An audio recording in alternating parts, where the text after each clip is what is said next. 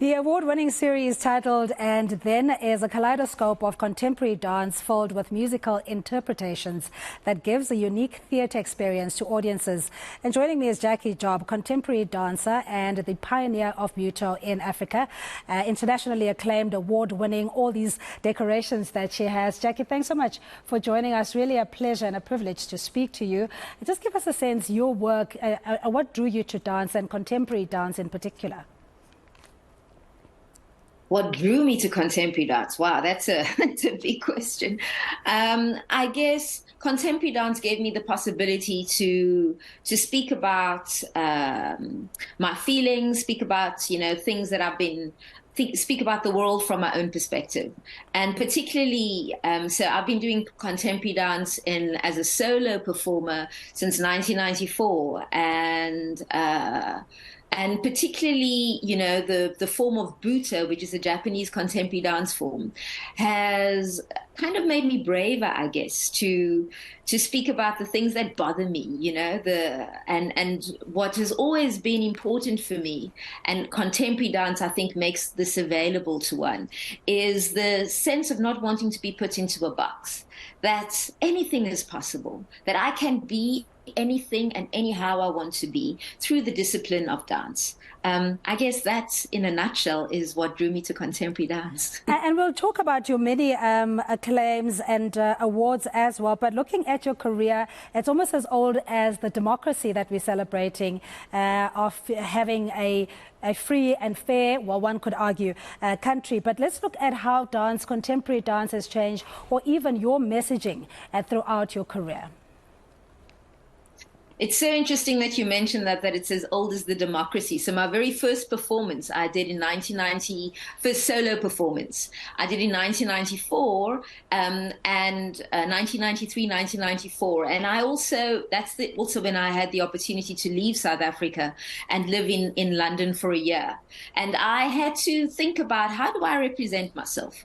As a person who grew up under the racial categorization of colored in the country, when the rest of the world was thinking about South Africa in terms that were very clearly black or white, how would I represent myself in dance? How would I say that I'm not one thing or the other, but a mixture of things? And so I used that as a catalyst, as a way to speak through dance, and created a series of works called Die's a Lady, where I started thinking about dance configurated through an animal-human perspective. So initially I played with this idea of being a half woman, half horse character.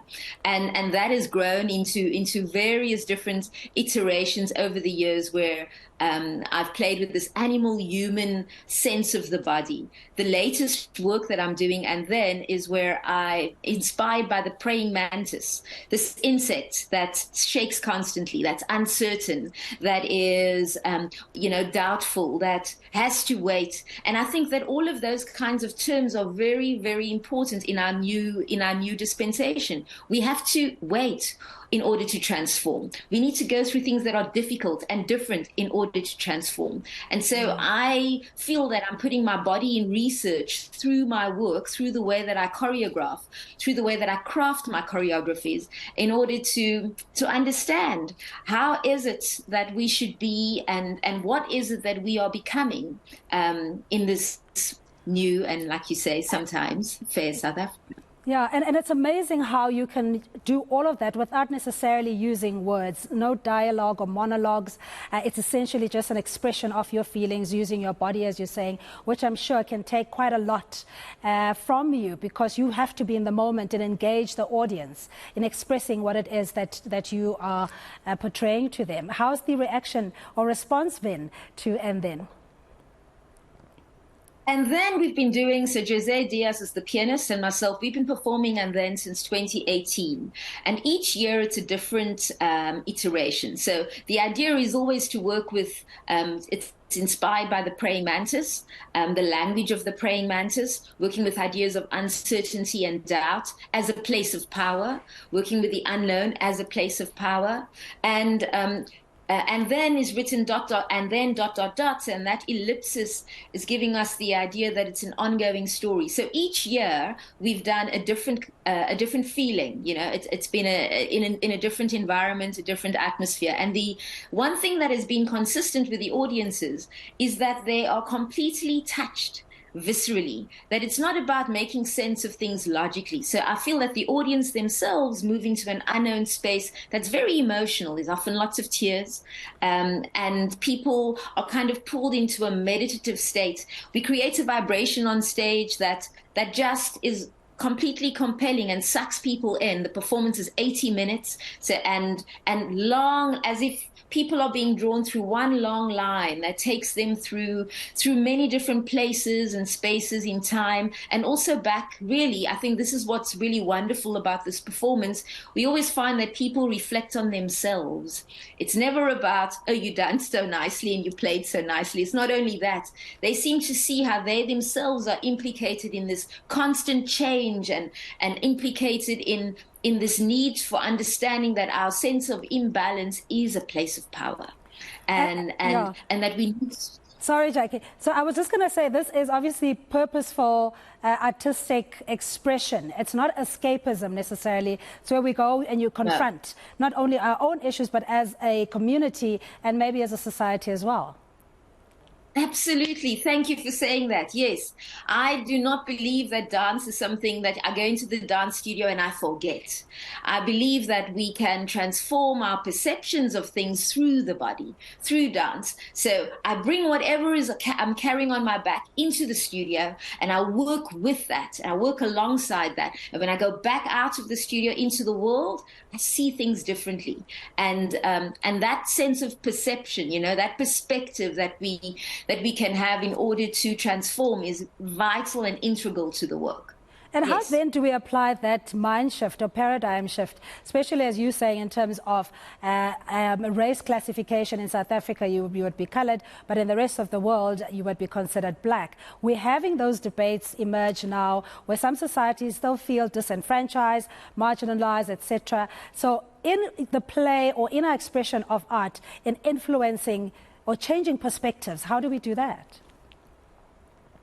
Well, in terms of my dance, I've just my PhD is on this entire body of work, stretching over 27 years of work, and basically proven that I examined 24 works of Daiser Lady, right? 24 different performances performed from 1994 through to 2021, to show that there's a particular way of crafting the body that people can forget about the significations of race, class, and gender. And so, for example, I'll give you an example. And this is what excites me when in this kind of crafting of performance. I once finished a performance, and there were two people sitting outside the theater, and I walked by, and they went, "Oh, are you the dancer?" And I went, "Yes." And the woman said, "Oh, thank goodness. Oh, thank goodness. I thought that you were unable to walk. I thought that you might have been like disabled in some kind of way." And then her partner said, "Oh, you're crazy. I thought she was a butterfly. You were so beautiful. I thought you were a butterfly." And so that was really wonderful for me, that it wasn't about Jackï, this girl from Cape Town that's colored. It was people had their own imagination that took them beyond the usual signifiers of the body. And I really believe that there's a performance language that does that.